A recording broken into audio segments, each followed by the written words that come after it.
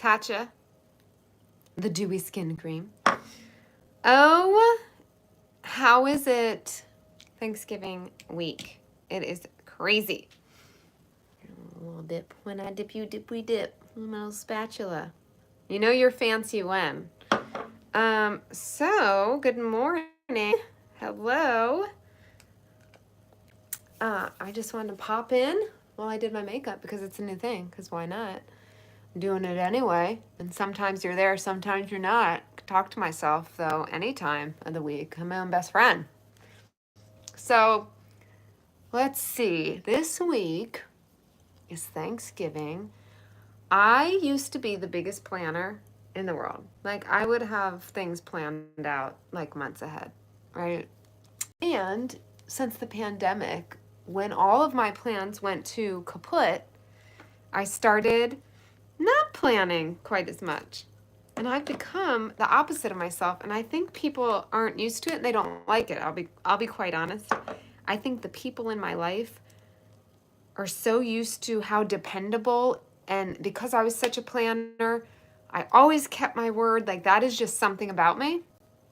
And due to the pandemic, because if you haven't been following and you don't know, we were very, very isolated during the pandemic. My daughter did homeschool and virtual school. She's back in person school now.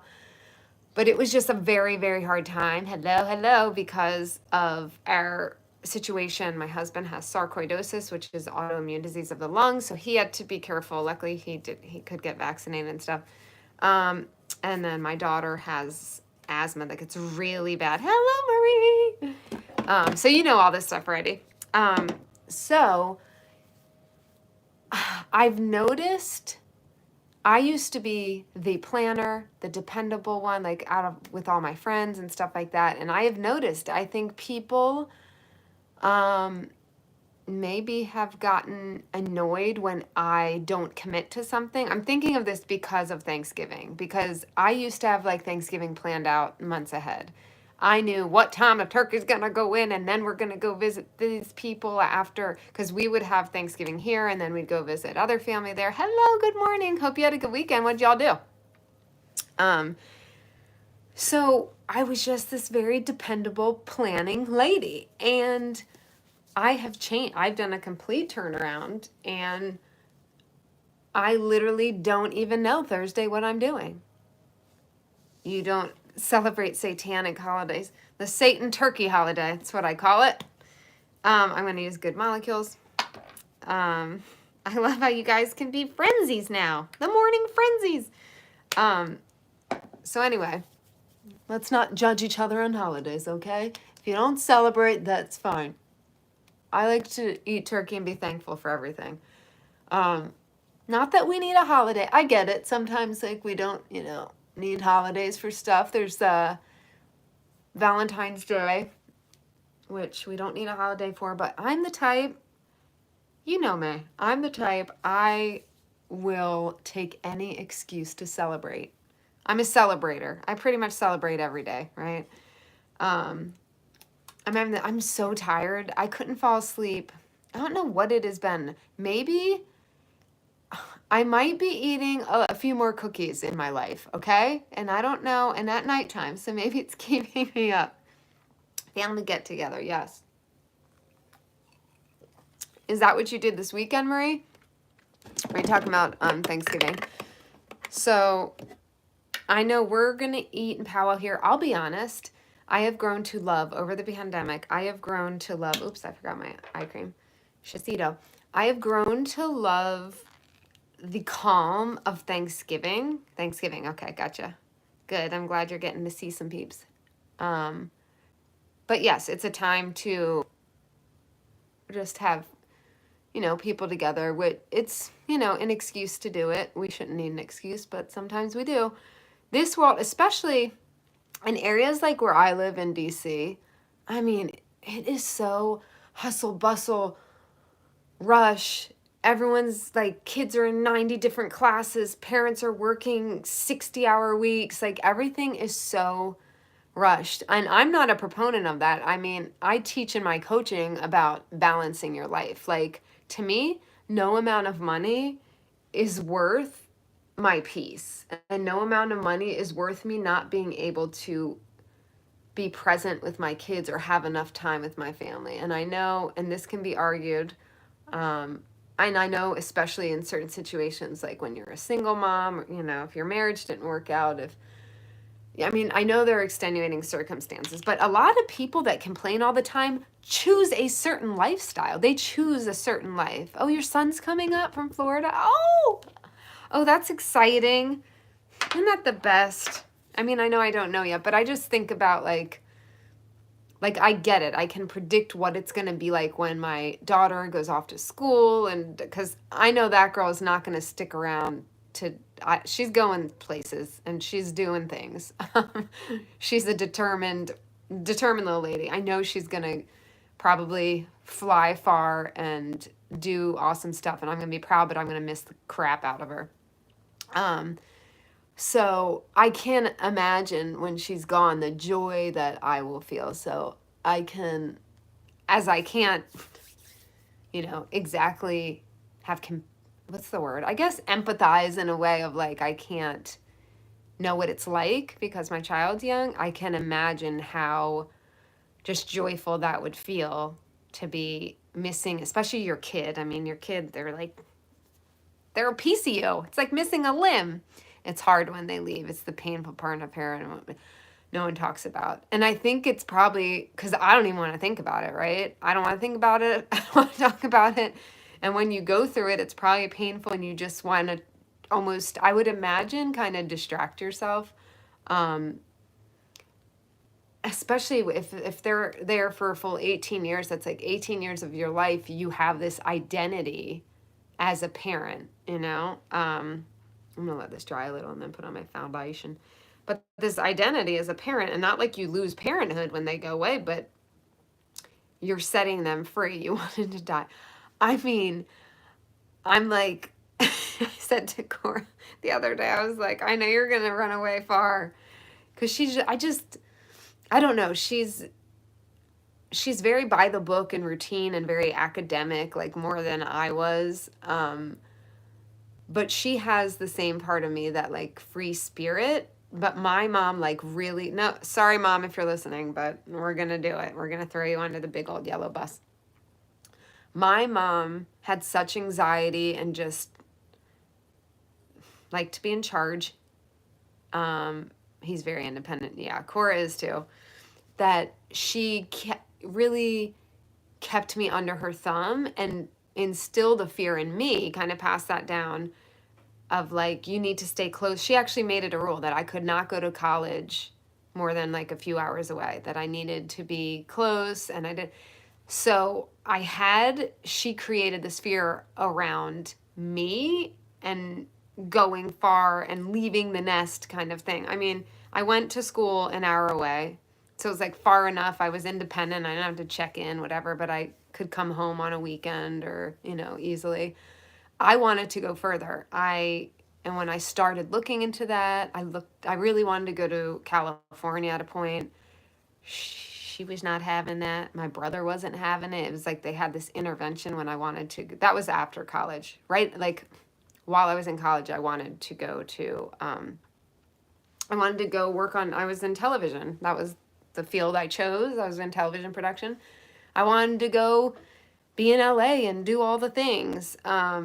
And I was told not to do that. And then years later, again, me and my friend were considering moving out there. And we went out there and I loved it. We went to Santa Monica and it was like beautiful and exciting. And it would have been a really good time to go. And in my 20s, right? I was like 25. Yeah, 25. I had that leg injury. Y'all remember I actually talked about that last episode, the Christy show. I don't know. That's so funny. I'm going to start referring it to episodes. Okay, now I can do this. It's the Nude Glow by It Cosmetics. I actually, was the only one who could drive. So that's why I remembered I was 25 because you have to be 25 to rent a car. I couldn't hold my son back. He's his own person. Well, that's the thing. And I hate to, I'm not saying this mean to my mom, but she knows. I mean, she knows there are things I wanted to do, and I felt like I couldn't. I felt guilted. And it's like, in a way, yes, I have some resentments. I love you, Mom. But she's where I got my directness. So we're direct people with each other. She knows. And I do look back and I'm like, man, could have done this, that. But how my life worked out, it's also like I met the most amazing man in the world and got to adopt this beautiful child. Like, I have a beautiful life. I love where I live. I do love this area in DC. Could it have been cool to go experience something far and wide and great and be a bird like your son got to be? Yeah. So with Cora, as much as my mom has passed down her anxiety to me, probably both chemically, right? I imagine anxiety is passed down certain things, and just how I was raised. I have these anxieties to overprotect, but I fight them. And that's the difference, because I don't want to hold my daughter back from anything she wants in this world. I feel like we're God people here, right? I feel like if she is called to something, and I always, even now, I'm like, pray on it, listen to your gut, listen to that Holy Spirit. If she's called to go somewhere and do something big and far, who am I to stop her? It's like we all have our separate path. Parenthood was my identity. Being a mom, now I have to reinvent myself. Yes. And that is why I think my work is important with people I'm coaching, is parents, a lot of moms that do that. Their whole identity is that. And I think there should be a balance. I'm present with Cora. I am home with her. I can go to any party at her school. Like, I have my life set up where, could I be back in my career working crazy hours again and giving us probably $100,000 more dollars a year? Yeah, probably pretty easily. But, and I'm not saying, it's not that I think everyone should do that. For me in my life, and just because of my own stuff, I think because my mom couldn't be there, she was a single mom. This is Ilya. I felt a loss there, and maybe that is part of me, like, making up for what I felt like I didn't have. No one talks about that transition. Yes, empty nest. Well, and that's the thing. It's like having your own identity.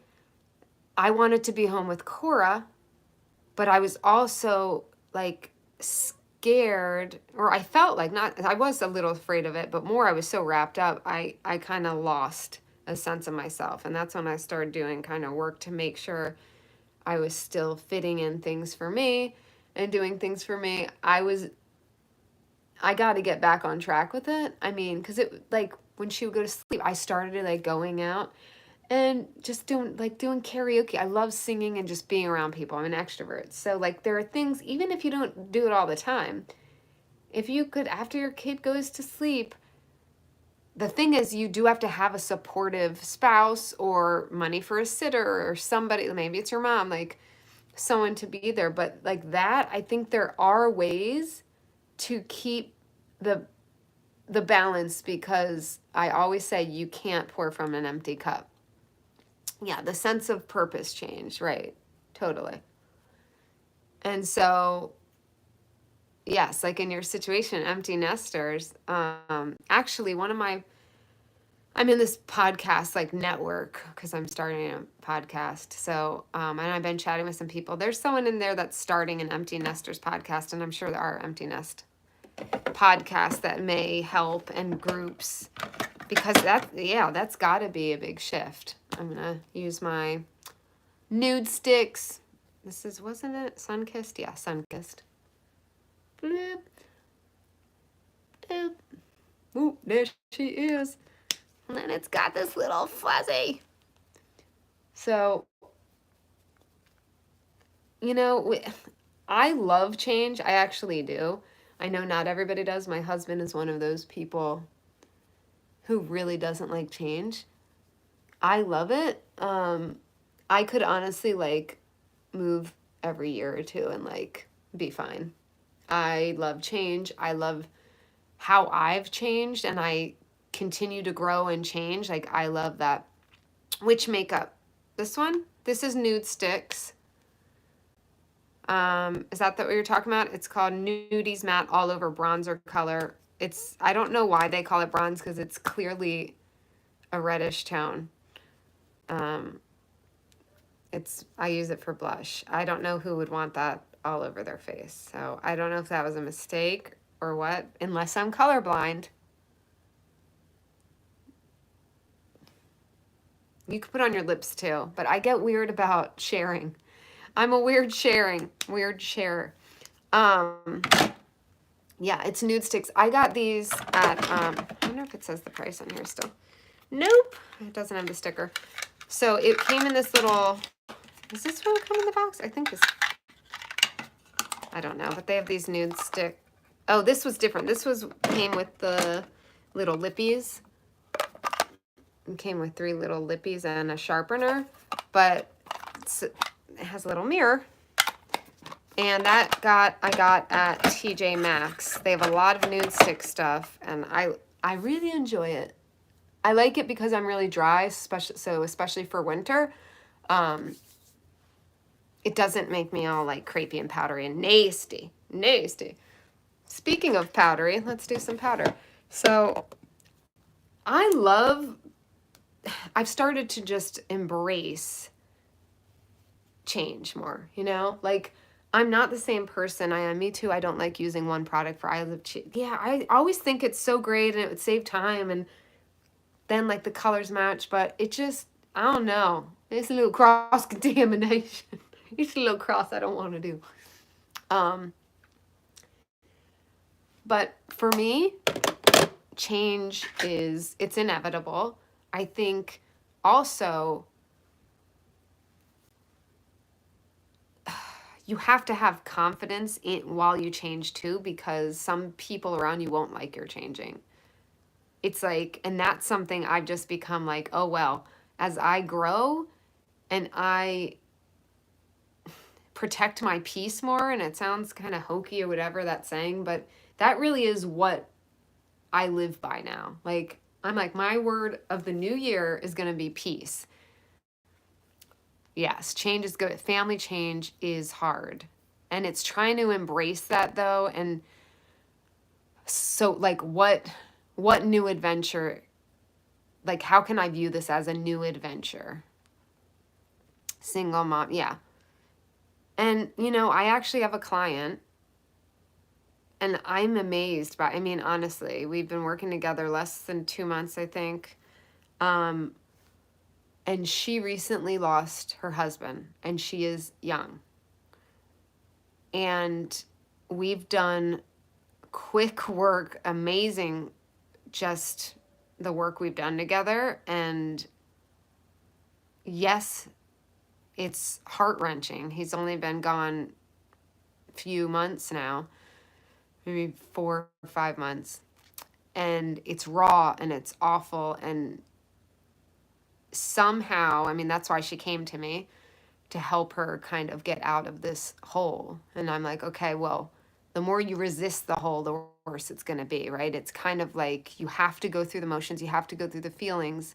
And when you're ready, start to do things for yourself and work on those things like we typically would in general, like, you know, with the people I work with, that you're just trying to reinvent yourself, find yourself, get yourself back, if it's, you know, like the mom identity thing. For me, that was what I kind of went through years ago. It was like, I felt like, I remember looking in the mirror, and I've said this story a million times because that was my like pivotal moment where I was like, I need to change things. I looked in the mirror, I was like, I miss myself. I miss me. Like there was this old part of me that I didn't want all that life back. I didn't want to be the single, no child, wild woman that I once was. But there was a piece that still lived there that I wanted. And I was like, I know that somehow I can have both, right? And I do. Oops, sorry, I got a text message. So back to my client, I am so impressed at how she has moved forward, and she'll have her moments and she'll have sad moments, of course. But she has signed up she's going back to school, signed up for a class. She has set boundaries. Like during all this, she's set boundaries with family members that were not being helpful in a horrible time in her life. I mean, to be able to have the strength to do that, I'm just like, wow, because I know what it takes. And I'm supporting her through all of it. So I know it helps to have someone guiding you and supporting you, but I'm still so impressed. When I raised my kids, they were my focus. Put me to the side. Now I can focus on me. Yeah. And it's a shock to the system. And I'm sure the focus is them. And that's the thing. Yes, do I do little things for myself? But let's be honest. Like Cora is number freaking one. And my focus is her. And I do feel like a big part of my life, God's like, you are going to guide this child, and she gets to have her own mind at the same time. And that's something I think not all parents view it like that. I feel like a lot of parents are very, I'm going to tell you exactly what to do. And I mean, I'm a disciplinarian in the fact, like, yeah, you're going to respect me and listen to me, in general. But I value her opinion on what she wants to do. I'm not going to force her to do certain things. Some parents are like, you're doing this sport and that's it, and or you're going to do this job when you graduate. For me, I'm like, what lights you up, Cora? Like, think about what really lights you up. If you could do anything and join, because you're only doing one thing right now, right? Like when we started school, I'm like, you're back in person school. You can do one extracurricular. So think about like, I'm going to do sweet on Santa. If you can do one thing, like what lights your little heart up, And if she doesn't want to do that next semester, fine. Raising as child important. I raise my children to be independent. Yes. And I think that comes from my mom. Not that she told me what extracurriculars exactly to do, but just like the whole thing of stay here. And like her fears kind of set my tone and direction. And like, I don't want that for Cora. I mean, I still turned out okay. Thanks, Mama. But my mom did a good job with what she had. I truly think she did in a lot of ways. But you learn and grow. Like every generation, that's what we want, right? We want the best for our children. We need truth or dare. Like we want, for me, I want to give Cora a better life than I had. And I don't say that because I had some horrible, horrible life. I'm just saying from what I've learned and my experience, there are things that I want to do different. And she's such a bright light. Like I want to let her shine, even if that means I have to loosen my grip and I have to let her decide or make her own mistakes or go off to another state or country. I mean, she's already telling me, and I believe her. I know kids say a lot of stuff when they're young. Cora is someone who knows what she wants. She may change her mind, but for the last, 3 years, she said she would like to be a vet for wild animals, help wild animals in Australia. That's parenthood, yes. But not everybody parents like that. That is parenthood. But trust me when I say that I've met a lot of people and a lot of moms, and a lot of moms have a lot of control issues. And I'm not saying it's out of a mean place. It's mostly out of anxiety. But there are a lot of moms out there that are like, it's either just how they were raised and it's like, oh, this is what you do. Like you fit into a box, especially in America. I'm sure there are other countries too, but like, this is what you're supposed to do. You're supposed to get married and have kids and go to soccer practice on all weekend and do this and it's just this blueprint that people you know, create for their own child. And that's what I don't want to do. When I see kids that are so miserable, going to practice for whatever and this, I'm like, I just don't get it. Like, first of all, I don't want to pay, because you know sports are expensive. This is my IDOLE, idle liner. Sports are expensive. I don't want to spend $100 whatever dollars a month, and told myself I wasn't going to be controlling over my children. Good. Yeah.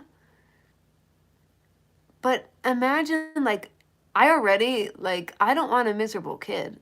I want a kid who, look, we don't know how, I hate to think this like morbid way, but I do view life like that. And that helps me make decisions. I'm like, all right, if I were to die next week, blah, blah, blah. Like, I do that for myself, making decisions. And that's maybe why I do different things and try so many things. And people think I'm like all over the place, and I don't give a shit because I'm happy, right? But even with your kids, I'm like, if the world blew up next week, I want my kid not worried about focusing on doing this extracurricular to get into this high school or college, or what are you doing now, and are you happy? Like, I want it, like, yes, it's good to set yourself up for later, but that's not exactly how I prefer to live. Yes, we have savings. I'm very responsible. But it's also like, you can do those things and you can do it in a way that you're happy now, creating that. They had strict schedules. My son would tell me those kids eventually rebelled and got, yeah, oh, totally.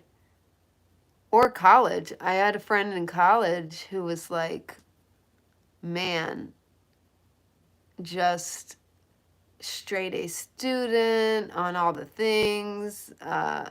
I don't know. They're like in honors, everything, like all of high school, really, really good. Got to college, guess what happened? She was like, freedom! Was so excited to get out in the world that she she failed all her classes. She got kicked out. She ended up getting kicked out of college because she was so controlled at home. When she got out, she was like, oh my gosh, like this freedom. And that can happen. So if you give your children freedom, they're not going to overcompensate for it in college. I'm not saying let kids do what they want. I'm not saying they'll never get in trouble. You know, like, you better respect me and speak to me nicely. That's one thing. And you better help around the house, and you better do your homework, whatever you need to do. Ew, I slept weird on my eyelashes. They're like curled. That's so funny. But I'm not going to tell you what sport or this or that. I think it's good to have like a physical activity. So I do feel like it's important for kids to have something where they're getting their exercise. And I think it's good for mental health. And I think teamwork is great. Like learning that. But there's so many different things you can do in that way, you know? If you pick up an instrument, something like that. My son told me while in college that some of his roommates' parents would show up and clean their rooms and do their laundry. And yeah, I wonder how that worked out. Wonder how that is working out for them, you know? And you never know. I mean, I can't imagine. I mean, I guess they're still in college, and my mom would definitely not do that, which is good. But I will say she did it all the way through where I didn't know how to do laundry. I literally was taught by someone in the laundry room in college. And you want an embarrassing moment? I had to ask my friend at the dining hall how to cut chicken. My mom used to cut my chicken for me. I had to ask someone. I was like, I mean, I know how to cut, but like there's still so much meat on it. It was just like, so that was like, you know, everyone was like cracking up. Like, you don't know how to cut your chicken? My son thanked me for being independent. He was the only one who could cook. Oh yeah, I couldn't cook a thing. I will say that was also time. I think my mom, I think she would have. She barely cooked for us. Oops, I did not want to cancel. We had TV dinners a lot. Not saying she never cooked, because she did on the weekend. She'd try to like batch cook some stuff, but she never taught me. It was just, she was a single mom. I mean, she'll say she didn't care that much about our grades. It wasn't like I had to get A's and B's. She didn't care as long as we passed. Because she was like, I'm just trying to get by. I'm trying to survive. So everybody's story is different. I'm just going to put this, I don't really, I'm going to do the chunkiest chili. I'm just loving this. I'm loving this chunky chili. This is Clinique. New Creamer Light. Yeah. So today, what time is it? Does it say? I can't see. So today, Cora has a half day, then she's off the rest of the week. So I am going to brush my hair better. I'm going to pick her up from school, and then I have to drive out to this place called Columbia that's about an hour away, where my dentist is. Yes, I go all the way to Columbia for a dentist. So we'll see. We'll see how that goes. I'm getting a mouth guard. I can't even go into my dental crap. I've helped. Oh, good. Well, that's what I hope for. Even if it's helping one person while I do my makeup. Like every day I ask God, like, help me to help whoever I can today in whatever small way, whatever big way. I don't care. Like that's why I'm here. So I hope I really did help a little, even if it's just a little fleck, and